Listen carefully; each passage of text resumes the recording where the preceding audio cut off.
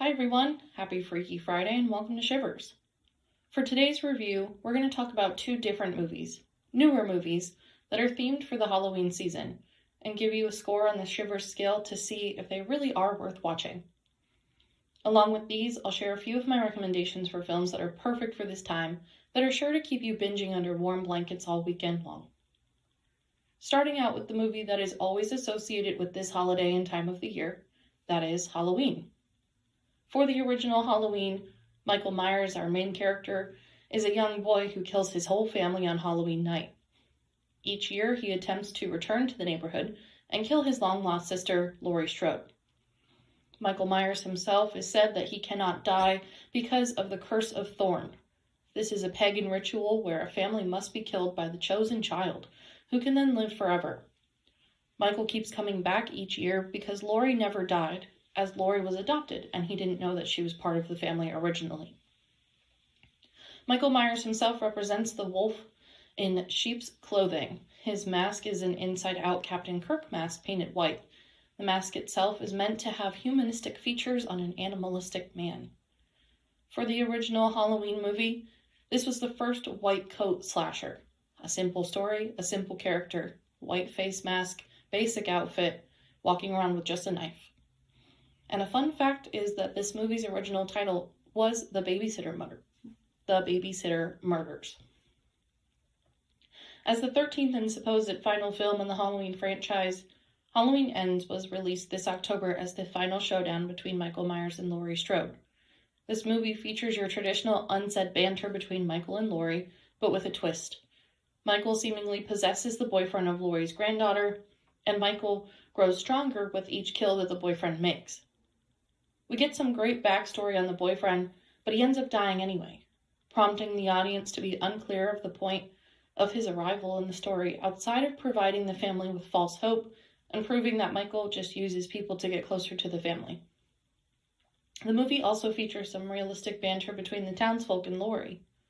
Us as the audience see Laurie as a victim and a survivor, but the town sees her as this dark shadow that brings death and sadness with her as she's tied to Michael. Once the granddaughter's boyfriend dies, we get the final battle between Michael and Laurie, and the film ends with the entire town following Laurie to a junkyard where she throws Michael's body into a metal grinder, certainly destroying his body for good. Many people weren't satisfied with this ending, leaving questions as to whether he would possess other people with his powers before dying physically, thus providing this film with a 41% on Rotten Tomatoes. Based on the Shiver scale, I would give this movie about a 3.5 out of 5. I've never been a huge Halloween franchise fan, as I think the story's been played on for too long. However, I was personally satisfied with the ending, as it felt like a true resolve for Laurie. Excuse me. I would recommend watching this as a classic Halloween movie, but wouldn't overtly praise it. Another movie released this October is the original film Smile. Smile is a film that almost entirely focuses on our societal fears of mental illness and how we're simply supposed to smile through the pain, even if it's blatantly obvious that we're unhappy.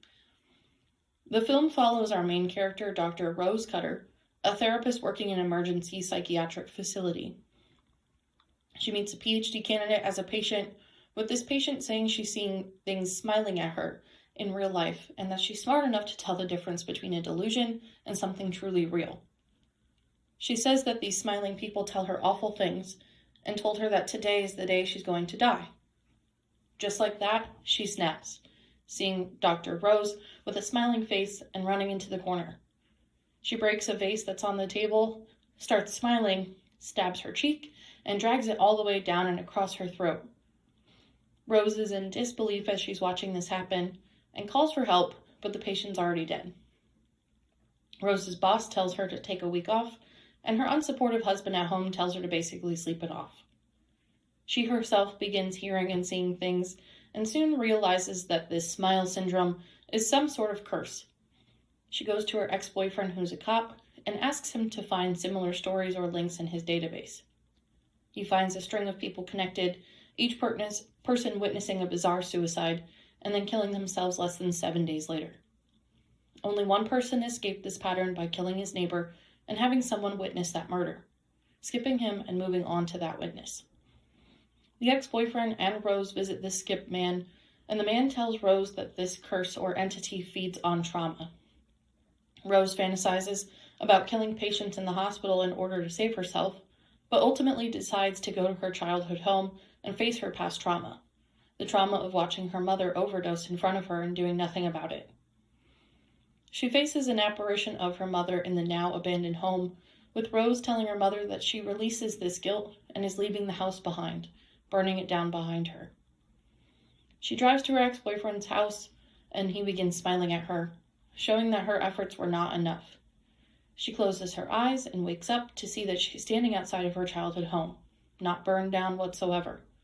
She goes inside, and we see the ex-boyfriend's point of view now, driving towards her location, arriving just in time to see Rose covered in gasoline, smiling, and lighting herself on fire, committing suicide and spreading the chain to him.